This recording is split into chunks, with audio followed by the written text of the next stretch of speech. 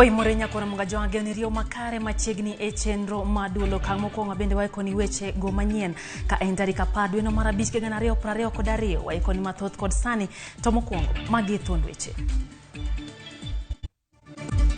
The dealings in Azimio are shrouded in disturbing deep secrecy. The alliance of the willing already started when we had the first meeting with our PA colleagues. It has been a wonderful conversation. Duond bura marpa Orlando ni odonje Kenya kwanza ikinde maazimio la umoja to mako chung margi kendo dhi nyime gi manyo jalup Raila.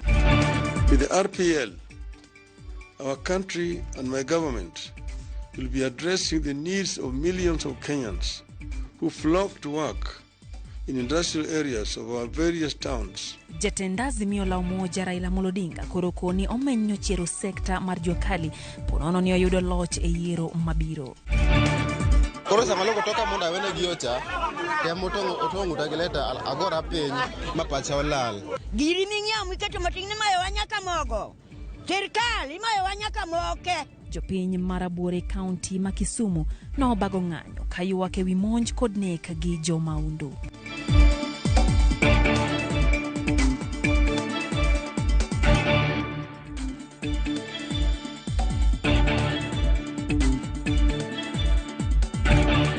Machegni nyakora mga joang nyinga Lydia Okeo kaja loko marwa en Elizabeth Otieno bethulo matudri kodwa namba wa marote machuok maina rio adek auchiel no bedi nyiswa pachi kaloro gi weche gi amene waiko ni kod sani kwa chako gi mago mag siasa kama jatend waipa Kalonzo Musyoka gikone ochope nyima put mao meeting mar manyo jalup Raila Odinga.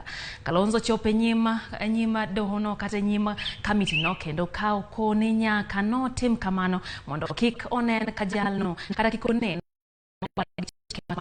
no machon magatanga Peter Kenneth bed no chope nyim committee no mondo mi en bende dadoge ka oromore gilemo mar bedo jalup Raila Odinga. Jabendre Stephen Tarus mar duond bura mar National Liberal Party bende no chopo e nyima committee no.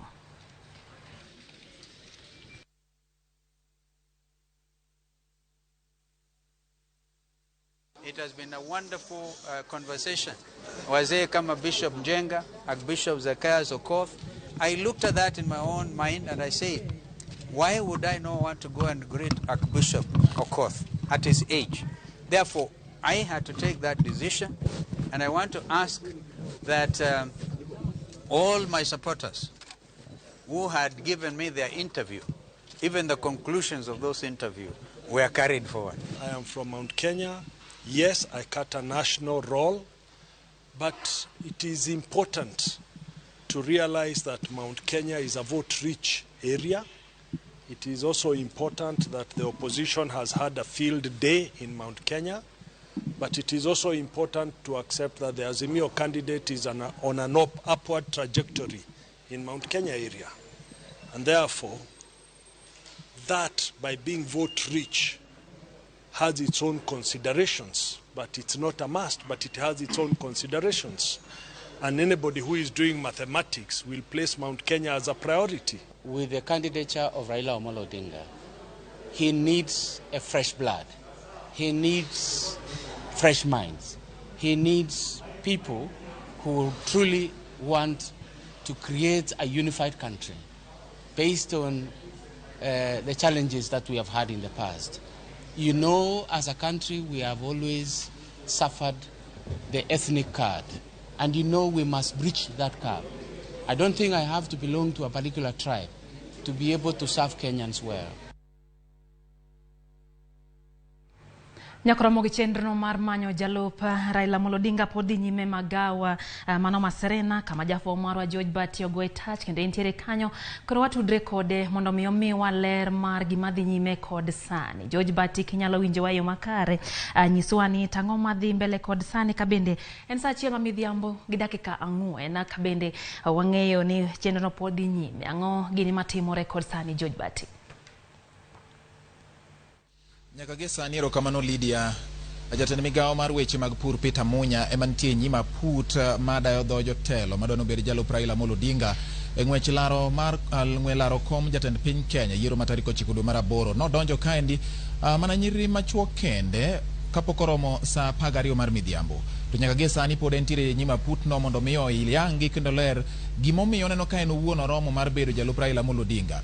Parni ma otimo kata obedo ni kamisen mochung'ne weche mag yiero kod kiewo IEBC to nyo golo chik ni ok owinjo bed ne jatich moro amora mar piny owacho mano kogwetao kaluwore gi chike manogol ne jogo madwani mondo mi odhi e siasa ni ok bi yiene mar bedo kata jalup gavana kata jalup jatelo madhi laro content piny. Munya en jatend migawo nyaka kawuono kendo ochopo ka mondo en beno nyis ni ne en gi siso mar mondo bed jalup Raila Amolo Odinga e yiero ma tarik 9 dwe mar 8. Motelo ne mano Charity Ngilu no loso wacho ni en gi sigana mar arieya kod Raila Amolo Odinga mochakore gana 1992 kendo en gi geno ni kaluwore go osiep mosebedo godo gi lony mare e bede migepe mopogore opogore mag sirikal ma okwano migawo mar pi, migawo mar weche mag thieth kaachiel kod migawo mar lo ma wach no sema kinde mokalo miye ong'ala manyime e kind jokanyo mamoko madwani obed jalup Raila Amolo Odinga e yiero ma higa ni endi. Bende Stephen Tarus jambetre ma bende en jatend duond bura mar National Liberal Party owacho ni mae thuolo ma Raila Amolo Odinga nyaka yud ng'ano manyalo konye kedo koda lweny mag siasa mag dhoudi. En achiel kuom jotelo mano biro ka mondo mi en bende ogoye kogno ka bende oromo chung ka oting'o bendera kanyakla kod Raila Amolo Odinga mano bendera mar Azimio la Umoja One Kenya Alliance Party e yiero ma tarik 9 dwe mar 8. Kawuono ni endi ema dhi bedo odiechieng' mogik kendo odiechieng' mogik ma kuku mar aputni dhi golo nyingi ji adek ma ibiro pedhi ne Raila Amolo Odinga kanyakla koda jatend piny Uhuru Muigai Kenyatta mondo mi giyier ng'at achiel kuom ji adekgi mondo giter ne IEBC ka omakore gi nying Raila Amolo Odinga kaka jalo madhi bedo jalup Raila Amolo Odinga e yiero ni. Bende wabiro paro ni ma endi en ng'wech manochakore e kinde mane telo mar Azimio la Umoja One Kenya ne oromo Kenya kata Kenyatta Convention Center, Kenyatta International Convention Center KICC ma ne giwacho ni gidhi chugi aput makoro sani dayo dho jotelo mopogore opogore mondo ng'ini en ng'ano moromo. Ng'ato ka ng'ato ka wuok kuma putni kum ji ang'wen mosewuok nyaka gie sani nyaka ne chenro ni chakre karo nyango kano chaki Kalonzo Musyoka wacho ni gin gadire ni giromo kendo gin gi chia mar biro konyo Raila Amolo Odinga kelo lokruok madwarore kendo mosekedo ne pacho ka chakre higni machien mano miyo tere kata mane jela kaotemo kedo ne demokrasia kaachiel kod bedo ni oganda jo Kenya bedo gi thuolo e kidienje mopogore opogore e ratiro margi. Nyaka gie sani wageno mar mondo wang'eni to gin nyinge jomage sama kweth aputno biro golo wach kaluwore koda kaka gisetayo chenro no chakre nyoro ka gibiro ng'iso ni nying ji adego dipo ni nyalo bedo ng'a samoro ginyalo wacho sani nikech ma en nying midhi ter ne Raila Amolo Odinga kanyakla kod Uhuru Kenyatta mondo gin giwegi giwali kind ji adegi gin ng'at mane magineno koromo gi tijni endi magi wadhi ng'eyo samoro kawuono kata mana bang'e kosechwal ni Raila Amolo Odinga. Motelo ne ma Raila Amolo Odinga no biro kaendi kata nyoro nyo entiere kata kamano kawuono no dhi e kona machal ka gima en agola kata chemba kama aputno betie. Gima duong' mano wach kuno kata mano biro omo to okoyangore malong'o nikech bang' dakika matin kende nochako wuok kendo owalo gama ma wuoka kendo odhi e yore ne mamoko. Magi duto te nyakwa Ramogi wamedo luoni mondo wang'eni to gin jomage maponono ni nying gi biro bedo achiel kuom jogo ma idhi ter ne Raila Amolo Odinga kod Uhuru Kenyatta mondo podh gi kora yanga ka itero ne IEBC. Kinyalo paro ni IEBC nyocha ne ogolo tarik 16 dwe mar 5 ni ne bedo odiechieng' mogik ma governors kanyakla koda jogo malaro tend kom Kenya biro chwalo nying jolupgi. Kawuono odiechieng' ma tarik 10 dwe mar 5 emane aputni owacho ni nyaka gitieke chenro ni duto ka koro Peter Munya ema nitire e nyima aputno ma wageno ni biro wuok samora mora gie sani mondo en beno nyiso ni to oneno wachno yo machalo nade. Gima duong' monyiedhore en ni aputni ok ket oganda gi penjo matek, giketo mana oganda go gi penjo mar ng'eyo margi weche mag siasa kaka ginyalo tudre gi jopiny mbi margi kaka jogo magombo mondo mi obed jalup jatend piny Kenya ponono ni jo Azimio la Umoja biro yudo loch kaachiel kod tudruok margi kindgi gi pinje maoko ma bende giwacho ni en gima ochuno ahinya ni mar piny owacho ok nyal dongore ka tudruok mare gi pinje maoko dipo ni nitiere koda chilo kata obam e yo mora mora. Lydia mage moko kuom weche ma wasechoko gie sani pod wang'iyo matut ahinya mar ng'eyo ni to aputni biro wacho ang'o kotenre gi wach mar walo jachung' madhi konyo Raila Amolo Odinga e ng'we laro kom piny kaka jalupne e yiero ma tarik 9 dwe mar 8. Erokamano nya George Bati kuom maler mabende miyo wakaluwore gi chenro no mar goyo kogno jogo mabende dwaro bedo jalup jalar content piny Kenya gi duonda kata gi riwruok mar Azimio la Umoja ka bende konyiso wani kod sani mano Peter Munya jatend migawo mar pur masani nitiere e nyima aputno bende goyo kogno jotelo. Erokamano nya George Bati. Nyakoro mukadhi mbele gi weche moko ni jodongo mawuok e dhot mar Jagikuyu kod riwruok mochung'ne siro kido kod timbe jodhodno kata Kiama Cultural Association koro yango ni gisiro jatend na Kenya Martha Karua kaka jalup jatenda piny Kenya e bwo Azimio One Kenya Alliance. Kane giwuoyo kaunti ma Kiambu kama ne gitimo alam makende ne yiero mabiro timore higani, jodongo go nowacho ni kom ma jalup jatend piny Kenya dwaro ng'at man kod lony e tiyo ne jopiny. Gino ma Karua oseyudo bang' tiyo e piny wacho kuom higni mang'eny. Jodongo bende nomedo ni Karua biro medo jiwo thuolo mar jok mamine e tend piny Kenya ka omiye thuolo machal kod mano. During her long career as an advocate and politician, Martha has demonstrated or has championed for social justice, women's rights, improvement of the democratic process, and contributed to family law, especially in regard to matrimonial property. As a politician, Martha has actively participated in the agitation of multi-party democracy in Kenya and helped form the NARC coalition that saw the end of KANU's authoritarian rule. Candidate wale wamebaki kwa Mount Kenya ni wanne.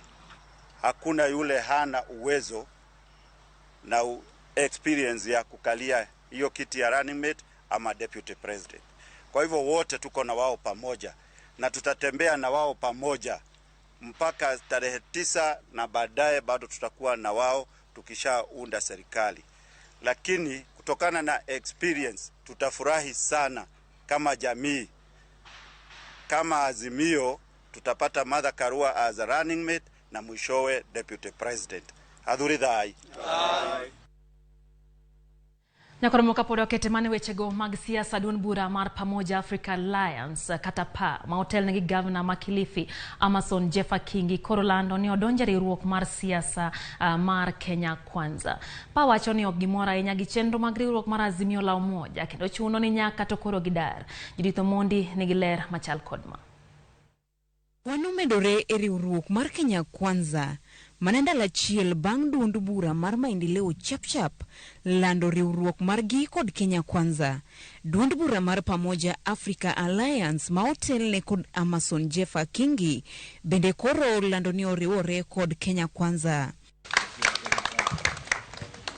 Kingi ma oloso e twak mane gibago e par jalup jatend piny Kenya William Ruto mani Karen wacho ni PA owuok e Azimio la Umoja ni marok gimor kaka itayo chenro mag riwruogno. Okoni chenrogo opong' kod weche mipando ma ok migi thuolo mar lero dwaro mar kadho nam chumbi kakata mana otas mar winjruok mane gichuoyo e kogno bende pok omigi. The legal process for PA to be legally in Azimio could not be completed as it was frustrated by the flat refusal of Azimio to make available a copy of the Azimio agreement. The dealings in Azimio are shrouded in disturbing deep secrecy and mistrust. It became difficult for PA to pursue its 3-item agenda for and on behalf of our people.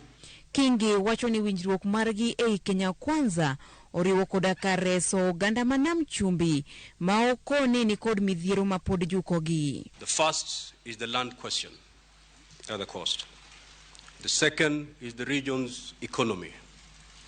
And the third is inclusivity in mainstream public service of the coastal parcel. Hata sisi hatutaki kugawanyiwa vyeo. Sisi tunataka watu wa pwani wapate na Wakenya. Hizo vyeo si muhimu kwetu. Wala serikali yetu si ya kupanga vyeo kabla. Judito mag Kenya Kwanza kuma oting'o Mudavadi, Wetangula kod jakom mar duond bura mar UDA Johnson Muthama koro lombo duond buche moko maparo ni igwenyogi e paro kod Azimio la Umoja mondo giriure kod Kenya Kwanza kata bed ni dhot nyicha oselor tarik 8 dwe mar abich. Kithure Kindiki olero ni winjruok e kindgi gi PA ne ondiki tarik 8 mar dwe ni. This agreement was signed on 8th of May 2022. We call upon all those political parties out there who feel oppressed, who feel cajoled, who feel shortchanged, blackmailed, and conned, that we are willing and available 24/7, effective now, to sign post-election coalitions with as many of you as possible. Jalup Jatend Piny Kenya William Ruto omor kod donjo mar duond buche ariyo go e Kenya Kwanza kendo singore mar chopo gigo mane gichwoe kogno. Commitment to having resources allocated so that the people of the coast can progressively begin to acquire land from absentee landlords is a commitment Kenya Kwanza has made. The people of the coast especially, and the rest of the people of Kenya, to live in their country not as squatters, but as citizens and owners of land in their country. Judith Omondi, Ramogi TV, Nairobi. Toka podwan mane mago motenre kod weche mag siasa gai mar ODM Raila Amolo Odinga koro golo singo mar bero sekta mar jua kali mowacho ni osejwang kuom thuolo malach kata obedo ni sekta no ni kod mwandu kendo yawo thuolo mag tije ne jokenya mathoth. Jokenya manie sekta no bendo chiwo pachgi e okang' machal kod mano. Walter Nyambaga nigi ler mathoth. E kinde ma jatend Azimio la Umoja One Kenya Alliance Raila Odinga chano chiro geno e sekta mar jua kali kendo neno ni rowere matiyo matek to chudo margi pot koro nyalo bwonjo. Vile nimesema, hii sekta inachangia kikubwa sana kwa upande ya uchumi wetu wa taifa letu.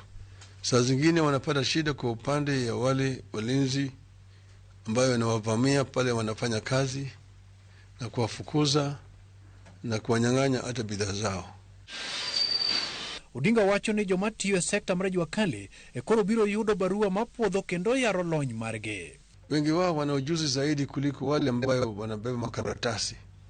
Ati wao ni mechanic au ni plumbers au ni welders na kadhalika. Lakini kwa sababu hawana certificates, wanabaguliwa. Kandarasi inapewa wale wanasema watu wa katikati, wale mabwanyenye ambao sasa ndio wanakwenda wanawaajiri, na mingi ya pesa ambayo inatoka katika hizo kandarasi inaenda kwa mabwanyenye. Jogo machwiro loya pile kaka yore mag menyo orwako parono ka giwacho ni gikalo e matek. Idea ma the former prime minister okelo no en idea maber manyalo konyo jua kali. Nikop jite ok nyal dhi e skul. Nitie joma reme klas 8, nitie maleme 12. But sector ni osebedo ka absorb dropouts to gi jomo klas 8 kendo ging'e tijegi maber kabisa. Kalure gi paro mane jakom golo Raila Amolo Odinga en paro maber kendo paro malew. En paro manyalo ting'o jande maka jua kali ka wan kama mondo wachop stage machielo. Lakini kalure gi chieng' ka osebedo chien kocha tich osebedo matek. Yudo ni watiyo matek lakini pesa to waonge go. Kaso kwa doki jua kali gi mage masana ko jande mang'eny sani donji jua kali ka. Wuone kod rowere manie dier boma Nairobi olieko ni en paro makare mar paro sekta mar jua kali e kata bech mwandu manyalo miyo yuto margi dhi maber. Kulingana na hiyo ujumbe, nimeshukuru sana kama serikali yenye itakuwa inatushughulikia. Juu hata ukiangalia siku hizi bei ya bidhaa imekuwa juu sana. Wategemea scraps partly mawadili kodoge gine gi products wa. Koro bing ni scrap lor kore judo ni dhinyo material ma beche tek. Alafu gimigero cost ne bedo high to they use bei at a low price. Bech mwandu mwatiyo godo osebedo kani malo. Nikop gibedo charge makata scrap bedo charge VAT. Gimadwa gombi ni bech scrap go kik charge gi VAT. Of course bende kik charge VAT. Nikech VAT no kokete wiye to miyo ka kori dhi loso material mi dhi uso kato bedi sanduk kato bedi wheelbarrow kidhi use to miyo bei bedo ni malo ma ok inyal konyo. Raila Singo biro keto lwasi mar chiro magik molos kod lwedo kod paro maliw kendo manyo chiro makare. Tumesema tunataka kumaliza haya kuleta ile kitu tunaitwa the RPL ambaye itatambua ujuzi wa mtu na kumpatia yeye shahada ambaye anaweza kutumia kikazi. Onagino kongero ni fundi chamo koke. Kata kamano kaluwore kod ngadho manyien mogol kod jatend Azimio la Umoja One Kenya Alliance Raila Odinga mar bero lwasi mar jua kali, penjo mienjo ni to bengie magibiro lokore. Walter Nyambaga, Ramogi TV, Nairobi. Nyakona moja ten migao mararita Fred Matiang'i koro wuok tung' mosuo gi moko kuom josiasa masani bago campaign manengo gi thoth makoro kelo penjo mar kama dibed ni gigoli omenda makamago. Matiang'i ma olose wi romo mano bagi ewi weche mag chike Naivasha onyiso luoro ni yiero mawang' ni kidek miyo jo Kenya jotelo mathoth ma yoregi mag yudo omenda ok ler. Okoni nitiere josiasa masani donjore timbe mag kuo mag omenda giriek ni ma otisi gi dho oledi ni wash. Okoni oko winjore luo seo kuom IBC kata luo seo kuom IBC ni mar mago gin weche manyaka nyuak ne gi lwedo gi sectors duto mapachuka. Korka kore jakom IBC Wafula Chebukati to nowacho ni yiero mawang' ni ok bibedo gi mibadhi kata matin. Elective office being very well known and established wash dealers, and so on and so forth, because those are the ones who are hiring crowds and hiring people from one end of the country to another end. And in some constituencies, the people we are profiling or we are investigating, or the people on Mr. Kinoti's radar, are the leading candidates in some constituencies and in some areas. And well, we chose democracy. So we will live with it. They will be elected, and then we'll face the consequences. But I think if we had a better framework of regulating campaign financing in our country, we would probably find it, easier to deal with this issue. Compared to 2017, where we managed to contain political temperatures, stop candidates from tearing each other's posters, harassing each other in campaign venues, killing each other in the fields, because the code of conduct, as was designed by the framers of the law, was that it's a quasi-committee of the commission which then does not require rules of evidence to be followed and the criminal procedure code. And so cases are being determined on day-to-day basis. You file your case today, in 2 hours is already determined, we have fined you. Nyakora mogen moro ni kete mana kae Ramogi TV e chenro maduol kama wantiere okang' mokwongo amedo kelo ni wechego manyien mago motuche pacho kato koda pinje maoko ka bende erokamano bende kuom chwalo ote magi studio ka wantiere mbui mano Ramogi TV mane Facebook live kama nyanga makopio jagogo kato manyisa kanyo nobedo piny mos kendo neno wechego mag Duol e yo makare ka bende owacho ni Ramogi TV live nitiere katuma kono lilo. Calvin Otieno wacho ni entere gwenge makaka mega en bende okete mana ka Ramogi TV nyakwaro Osuri Token bende ntiere Malindi wacho ni okete mana ka Ramogi TV odhiambo makawuono. Frank Aloni Msuba bende wacho kanyo ni ntiere weche ma oko moro go kata kamano mano pache. Ben nyakwar Oile bende nyiso wani owinjo wa Mosca entiere Seme Koker Nyamisiri School erokamano kuom kete mana ka Ramogi TV. Ivy wacho ni entiere Satellite Kibira mane county ma Nairobi. Karodikens Makuchieng bende wacho ni Unjo News e maler ka entiere e boma ma Kisumo. Mako Koth Wycliffes wacho kanyo ni Raila Odinga osetimo kako paro ni erokamano anya. Joseph Nyawanda bende wacho ni entiere Homa Bay County gwenge mandhewa kete mana ka Ramogi TV nyakwar moga kwa thuoli madhi yo machuok to kata kamano pod wantiere gi weche mathoth bang' wiyoni.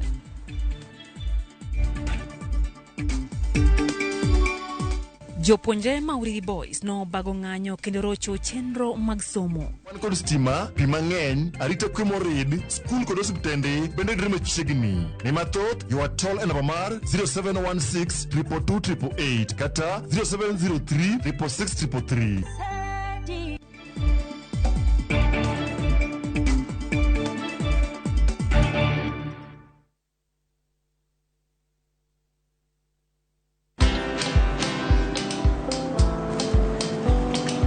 Niaje? Ni kama unashangaa kwa nini naangalia simu with so much focus, eh? Usishangae sana. Nimekuwa ndani ya story kabisa. Ni kama ile alia juzi. Ni kama nilikuwa hapo. Iki happen. And when this new market was being opened, ni kama nilikuwa hapo tu. Hata vile local tourists walipata special rate at the coast, I was there. And when this new road was being commissioned, I was right there. Na hata wewe, unaweza kuwa ndani ya story wherever you are. Just download Citizen Digital. Stay informed on all the news and events as they happen across the country, the continent, and the world at large. Download Citizen Digital, Kenya's #1 news app.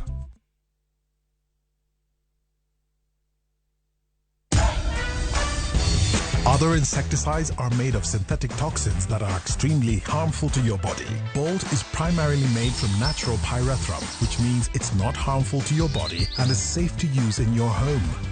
Bolt, safe for you, deadly on doo-doos.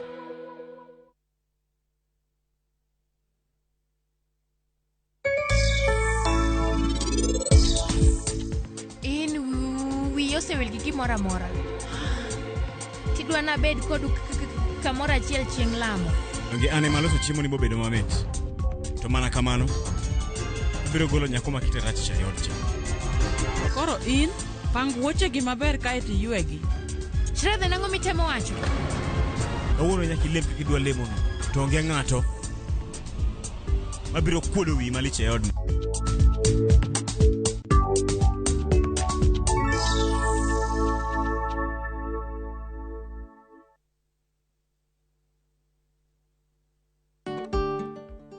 Beng'eyo ni janyiewo nigi ratiro mar duoko mwandu ne jauso mondo losi kaponi mwandu no nigi kasoro ma en owuon emokelo.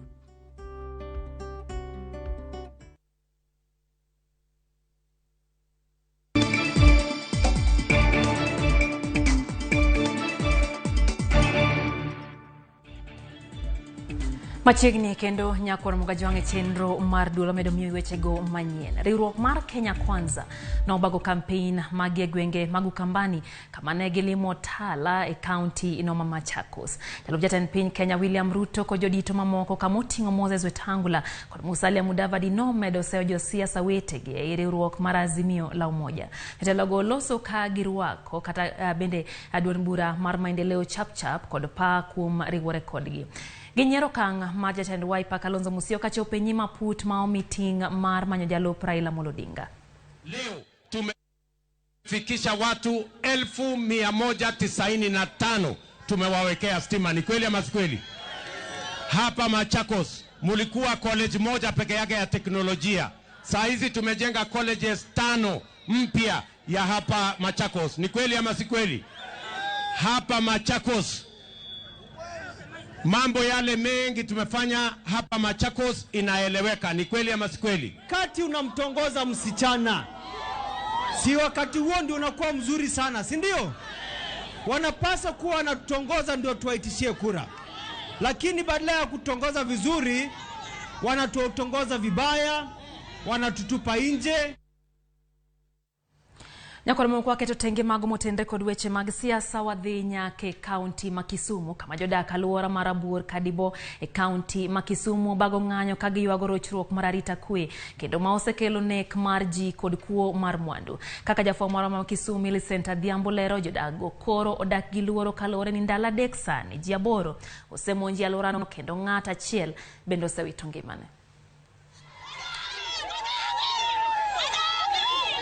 Kuom ndalo adek sani, ji aboro osemonji e alwora mar Rabur Masogo kod ojalo gi le e funden gi mopogore opogore, mana kaka Brian, ma en achiel kuom jogo, lero. Doro jogo noyuda e dhora ngayo kago simu ema gigoya gi leno. An nang'e ni en ng'at pikipiki mokelo customer ne Masogo, koro odok Rabur, kata ok ne en pikipiki. Koro sama logo toka mondo awene gi ocha, temo otongo ta gileta agora piny ma pacha olal.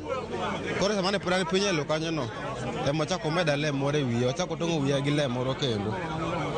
Ema awunda ni koro ata setho. Ema koro giseto fukena, gikawo simba, gi pesa ma ngoto gidhigo. Jodak go oko ni sani koro gidak gi luoro kaluwore ni weche monj kod kuo makelo nek omedore ahinya e alwora no. Katemore sa 12 to wayudo ka jogi miwa tich matek kendo wawuok mondo wadhi mier ka ok wauso. Gitongo wa ma ji osetong kendo otieno manyoro be nyoto ng'ato Masogo ma wuoyi mano tongo no kel mwaneno ji duto nene mama achiel to tho ma en Nyieka. Koro mosa achiel ndara mawuok highway mawuok e Kisumu to Nairobi ok nyal wuotho e sa achiel. Mine wa ibeto, joale beto, onge sama ji nyalo wuoke. Kete dieri jone kose wuoko ki odiochieng' go kinyal we dot nono. Ikunyo dhoudi, ikunyo tok udi, gwen ok ne, gwen ok inyal yudo. Giri ming'iewo miketo matin ni mayo wanyaka mogo. Sirkal imayo wanyaka moke. Giseyo kendo kwedo mokalo tend arita kwe makono ka gikoni jotelogo nindo e tijgi, wach mabende osir kod MCA maluorano Atieno. Gilae ot nikech waonge kod sirikal mokawo ngimawa kaka jokadibo. En sa achiel ni otong' jogi riat. Sirikal waywago ni sirikal mondo konywa, mondo OCS gi joge okonywa gweng'. To throw the ball to the security officers that you are in charge of our security as a people. But when the culprits are arrested, I think the best thing that ought to be done is that they need to be taken to court. And this one has not happened. Giko jatend migawo mar arita kwe Fred Matiang'i mondo donjre wachno mapiyo one kaka nyalo reso ngima oganda go. Sirkal owuog oko mondo kony piny. Gikonywa to ka onge jatelo manyalo konyo to wuogi oket ng'ama manyien mondo konywa. Nwakwayo Matiang'i ni sub county ma icho miwa ma en Kadibo sub county ni mondo Wills joma nitie ka OCS gi polise mage mondo mi wabed gi kwe. Koko wilgi to pod wabiro gomo pile ka pile. Kane oyango wachno, jalup kamisona maluorano Angeline Were owacho ni en adier ni arita kwe oserochore mokalo e alworano kendo gisingo mar neno ni girido arita kwe kendo chak apedha mar yango jomaundu go.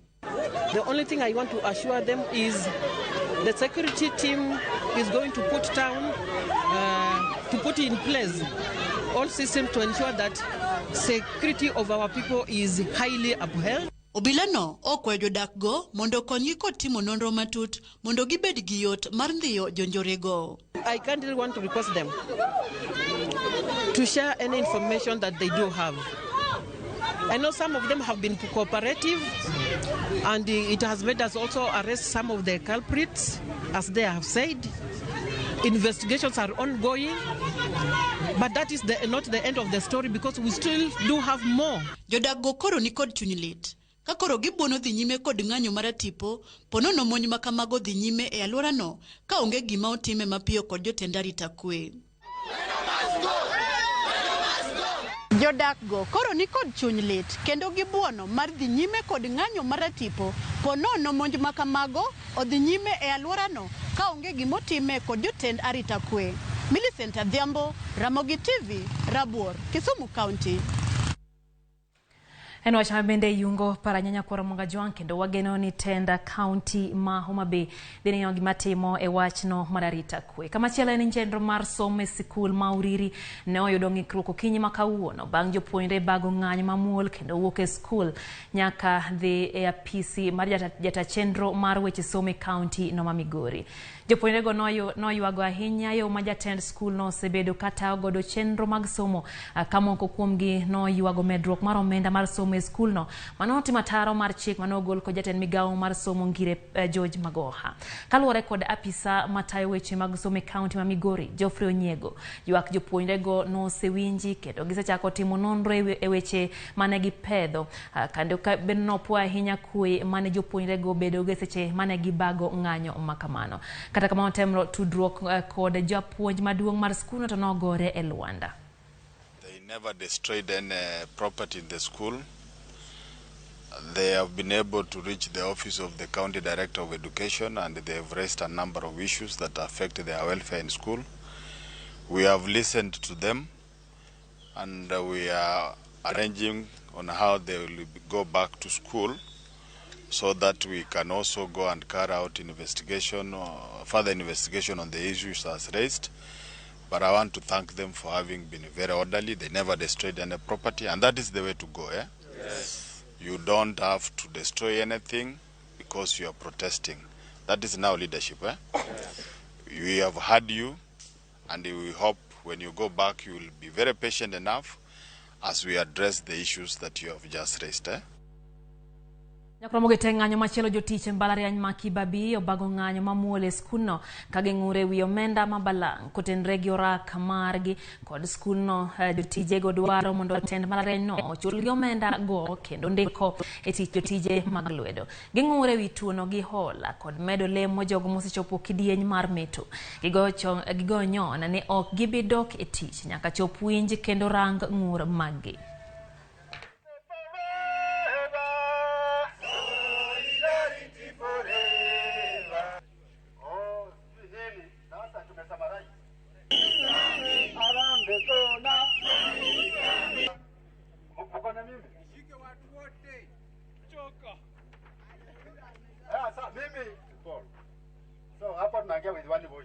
We decry your administration lack of goodwill to promote our members in spite of their performance and qualification.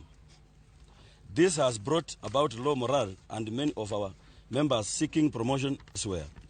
We demand that you address this anomaly expeditiously so that competent staff are retained. Mwajiri amefanya kwamba kana kwamba ya kwamba mkataba huu ambao tumekubaliana naye mwajiri ameshindwa kuimplement ama amekataa kuimplement mkataba huu, na wafanyikazi hawa wanateseka, wanataabika kwa sababu mkataba huu wa internal unawapatia commuting allowance na unawapatia na employment rights zingine ambazo sasa hivi hawawezi wakaenjoy kwa sababu mkataba huu mwajiri hajatekeleza.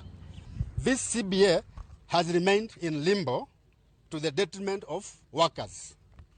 The national 2017-2021 CBA was successfully negotiated and signed. The university implemented the CBA but has not paid arrears arising from the same, despite the government having paid out the monies.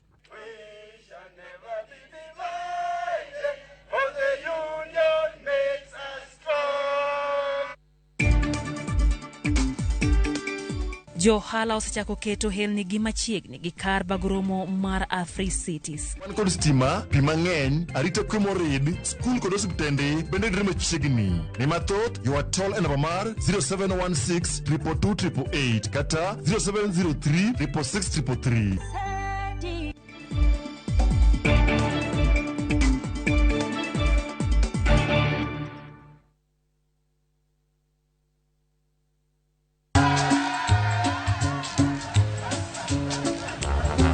Niaje, unajua juzi nilisikia kuna politician fulani alisema kitu controversial sana, lakini si unajua vile watu saa zingine upenda kuongeza chumvi kwa story. Mimi nilikuwa nataka kujionea mwenyewe nisidanganywe. So ngoja kiasi.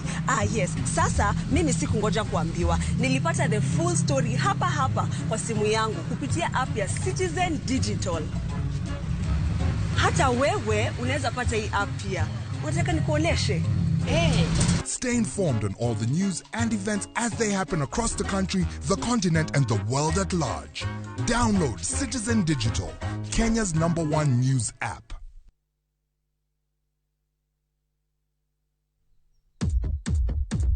What are you doing? Awesome's what I'm doing. Awesome screen. Awesome camera. What are you doing? Huh? Awesome's what we're doing.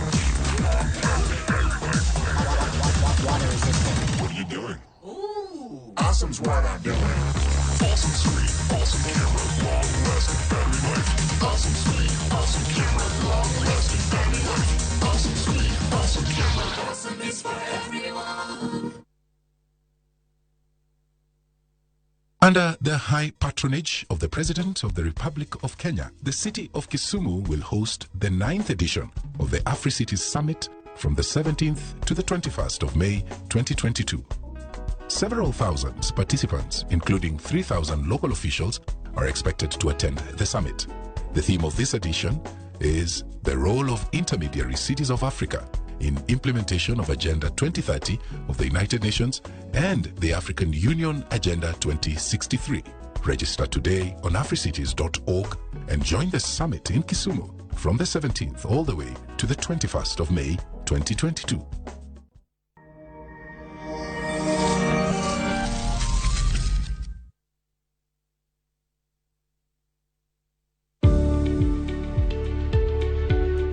Chenro mar chudo kokalo e yor simo ni kod arita maber mana kaka bengi kendo imenyogi gi migepe mochung'ne omenda.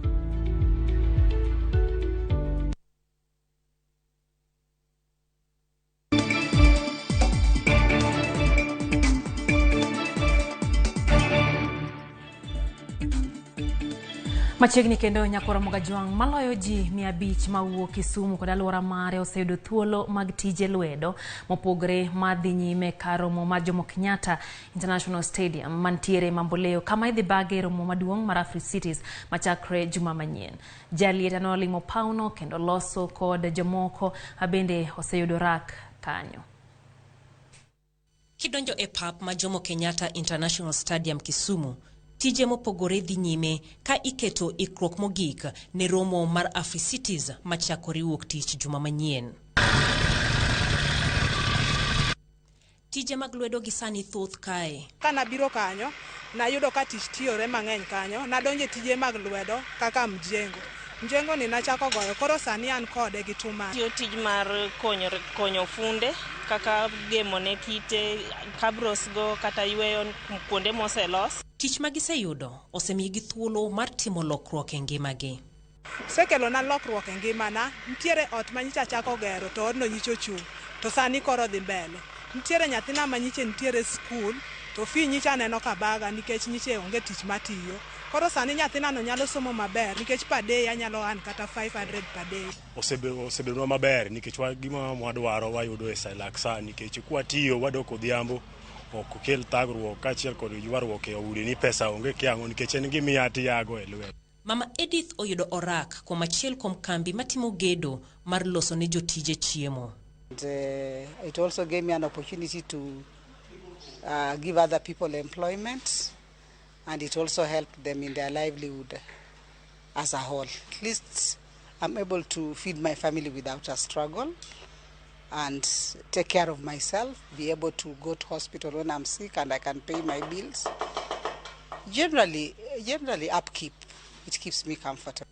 Komachielo, Millicent bende uso chiemo ne jotije mamoko. Sebedo ka kelo nyuka kar kae gi chapat gi dengu. Auso kiny, auso lunch, kendo auso tieno. Ohala dhi kodwa maber. Gisani, gin ema gipidho jotich mopogore ka juma manyien, Hotel mar Sarova Imperial biro kawo tij pidho welo e romoni. And they are working in collaboration with the top hotels in Kisumu to take care of the needs for our delegates for, morning teas, afternoon teas, and lunch. That will be handled on a daily basis. The locals in Kisumu get an opportunity in the space of, they need waiters, they need waitresses, they need cooks, they need kitchens. Kambi Belis Rabach oyudo orak mar timo ler e kar romoni. Ni wan gi ji 60 mwasechako tiyogo kuom wik mokalo nyaka sani. To chieng' ma conference chakre onego beni wan gi ji 75. To mago ji duto moa Kisumo wakae. Romo makamae osemiyo moko kuom jodak ma Kisumu kod alwora mare thuolo makende mar keto chiemo e mesa kochopo giko mar odiechieng' kaluwore koda tije maka kod kacha magitimo. Jailieta, Ramogi TV, Kisumu. Kamiti makojolo manyocha tayo FKF koro thuolo margi orumo. Wan kod stima, pi mang'eny, arita kwe morid, skul kod osiptende bende dire machiegni. Ni mathoth, ywa toll e namba mar 0716 222 kata 0703 663.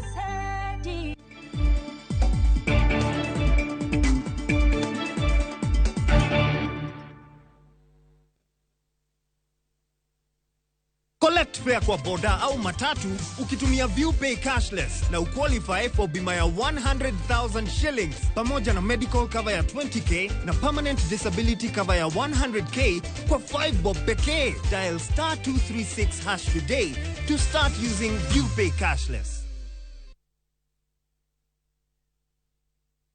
Mawego Technical Training Institute is inviting applicants who have attained a mean grade of D- and above to sign up for our May 2022 course intakes in various TVET courses, among them electrical and electronic engineering, welding, land surveys, food and beverages, civil engineering, motor vehicle mechanics and fashion design at the levels of artisan to diploma. Successful applicants will benefit from the government TVET capitation. For more details, visit our website www.mawegoinstitute.ac.ke or you can call us on 0734 156640 or 0704 521743. Mawego Technical Training Institute, the best TVET accredited institution.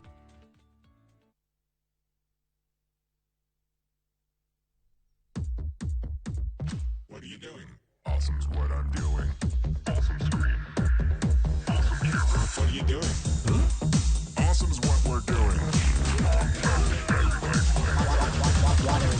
What are you doing? Ooh. Awesome's what I'm doing. Awesome screen, awesome camera, long-lasting battery life. Awesome screen, awesome camera, long-lasting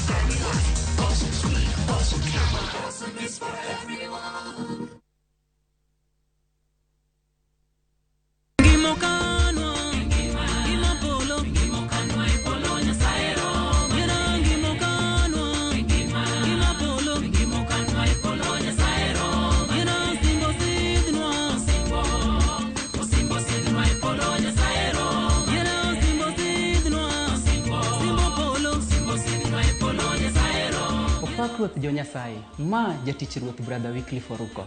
Mondo iyud wendani kaka skiza tune mari, dimana *812 *784 hash.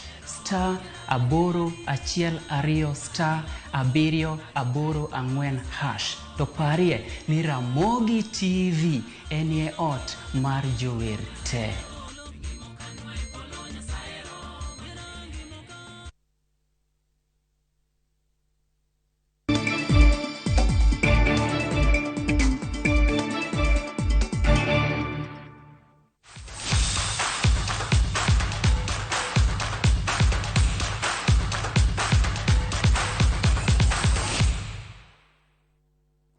Machegni kendo nyakora Mugajwang koro to ang'e mago motucho e pautuke kama kamiti mako jolo mosebedo kata adhula e pacho ka odiochieng' makawuono nochwalo lipot margi ne jatend migawo mar weche tuke Ambassador Amina Mohamed e alap makasarani.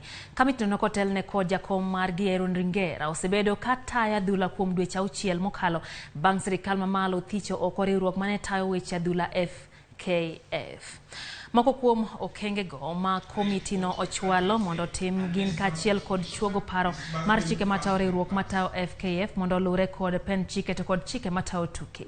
Kamiti no bende lero ni chike matayo riwruok mar FKF mondo ketie tim welo majotelo mar FKF otim kolure kod pen chike to kod chiwo tayo weche magadhula ne kambi mochung' kar kende. Jakom mar kamiti Michael Jolo Ringera bende ochwalo paro mar uso adhula mondo kelne FKF omenda manyalo konyo tayo adhula e pacho ka. Pewe duto ma itugi adhula mondo chopie rang'iny mamalo ma idwaro kod FIFA kachiel kod CAF yiero kocha matayo tim maduong' bende otim e yor maratiro. Constitution and the consequential elections of FKF. Everything else, A. Plain A. Thank you. Nyakora bogi mane makelo wagiko mar weche manyien e chenro mar Duol tudi kendo kodwa sade ke wang'e e chenro maro imore kamano wakenie weche gi e yo makare. Nyinga Lydia Okeyo kajaloko marwa en Elizabeth Otieno.